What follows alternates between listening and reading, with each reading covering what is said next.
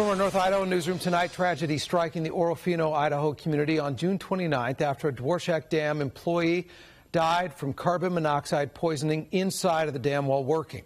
In response, KHQ North Idaho reporter John Webb went to Orofino today and spoke with his brother John. 54-year-old Eric Engle, an employee, was found dead inside the Dworshak Dam on June 30th. His death has raised many questions in this community of 2,500 people, and his brother James Engle hopes those questions will be answered.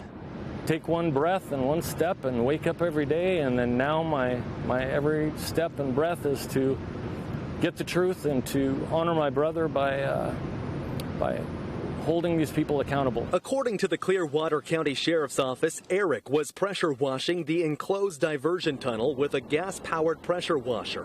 The toxicology report came back to show that Eric had died of carbon monoxide poisoning. Somebody went to the diversion tunnel, and that's when they found him. James, who says he was a former employee of the dam, said they normally utilize electric pressure washers. I cannot see any reason why the urgency of going into that tunnel to pressure wash it on that particular day had any effect on anything other than to ultimately cause my brother his life. We reached out to both the Clearwater County Sheriff's Office and the U.S. Army Corps of Engineers multiple times to find out why Eric was using a gas-powered pressure washer, but they never got back to us.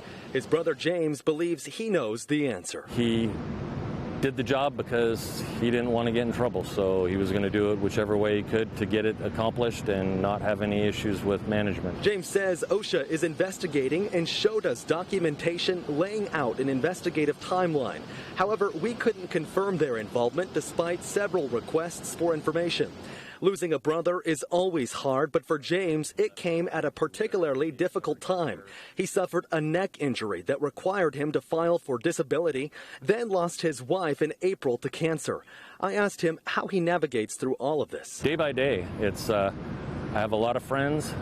This community is unlike any other.